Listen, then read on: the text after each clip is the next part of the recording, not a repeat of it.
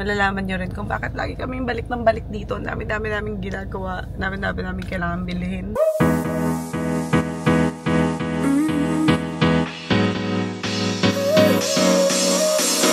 Work is almost over, summer's getting closer. Good morning, mga Zoobs. For this vlog, pasensya na kayo na mamaga pa ang aking mga mata. Dahil tayong nagising at naligo agad. For today's vlog is emergency. Kasi natanggal yung feeling sa aking isang ngipin. So, may butas kasi siya. Buti na lang kapag pa-schedule ako agad kay Dr. Fran the other day. So, today gagawin niya yan. And papunta na kami doon. Sobrang lamig ngayon. Maambon, talagang yung winter ngayon, very different. But anyways, ayan, papunta na po kami doon sa Christie's Beach Road sa Coast Dental, kung saan ako nagpapaayos ng mga ngipin. Hindi ko man ma-vlog sa inyo, at least I'm just letting you know na doon ako nagpapagawa. So see you there. Ayan, I'm here na guys. Makikita niya tayo ay nasa Christie's Beach.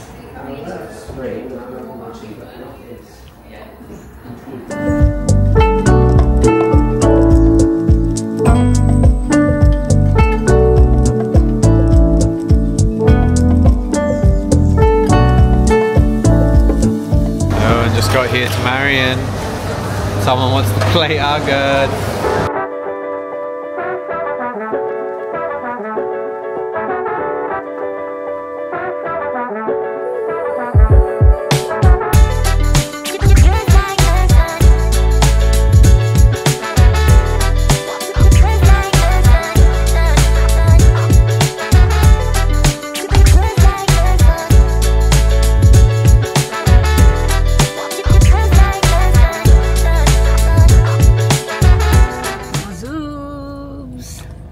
Well, kakapark lang namin ngayon dito sa parking lot ng mall.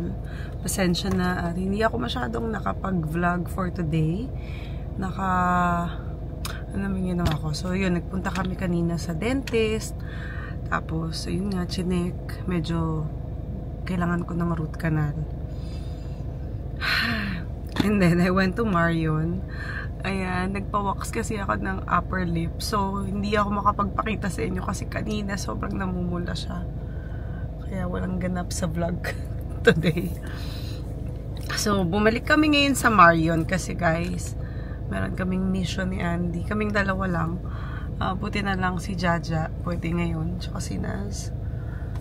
Yun. Malalaman nyo rin kung bakit lagi kaming balik ng balik dito. Dami-dami naming ginagawa. Dami-dami naming kailangan bilhin.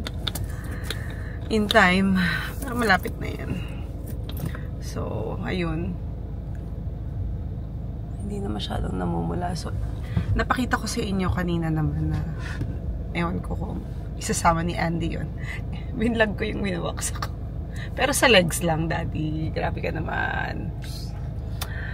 Mabilis lang eh. Hindi kasi ko sure kung pwede yun ipakita. Pero yun na nga, nagbox ako ng legs, ng armpit, after how many years? Kasi sinishave ko lang yan dahil, syempre, mas madalas yung winter dito, diba? So, parang nakikita ko naman na useless kung ipapawax ko pa.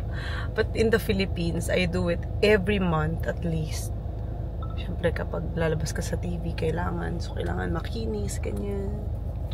Anyway, we are hungry. Kain muna kami ni Andy. Sulitin namin yung time namin together. And today, wala tayong gym kasi yun nga, gusto namin mag-rest yung body namin dahil medyo bumaba yung immune system ko siguro dahil na rin sa ngipin ko pa masakit. Kaya na-affect yung jaw ko, yung back ng head ko. Kakaroon ako ng headache, ganyan. So, inano nila ako ng antibiotics ulit for another 5 days. So, ayun. Kasi last day ko sana ngayon. So, tomorrow ulit. So, nga pala yung isa kong gamot. Nainom ko na ata. Ay, makakalimutin na ako talaga lately. Anyway, dala ko pala yung juice. Kasi sabi ko kay Andy, paano kakain na tayong juice? So, isa lang yata. Halika na, Daddy. Doon na tayo sa loob ng mall. See ya.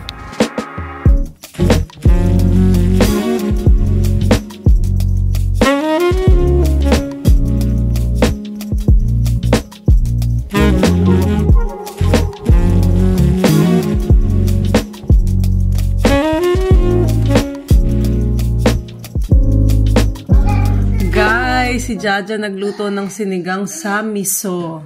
Di bale, ito ay salmon. Bakit nadurog yung miso? Nadurog yung salmon. Ano nangyari sa isda? Sige na nga, ayan na nga natin. Basta yung lasa. Kailangan yung lasa masarap. Yes, Baba? This is Jaja's cooking. No, you don't like that. I cook it. Oh, close your eyes, I'll cook. Oh, you close your eyes and then you Is it sarap? Hindi daw, Jaja. Hindi daw masarap yung egg mo, Jaja. Kailangan, gusto niya kasi yung parang malasado. Yung parang ganito. Oo, gusto niya. Ayaw yung dry masyado. Ito na lang yung white egg. When I was a baby, someone put me in a blanket and then I sat in it. Okay. Wow. Good. It's alright.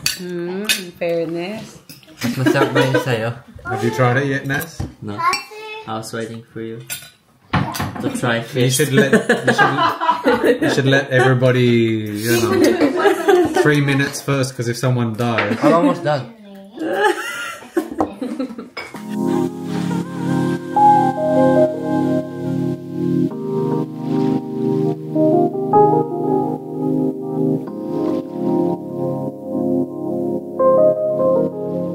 Alright, so after cleaning, as you can see here, we have all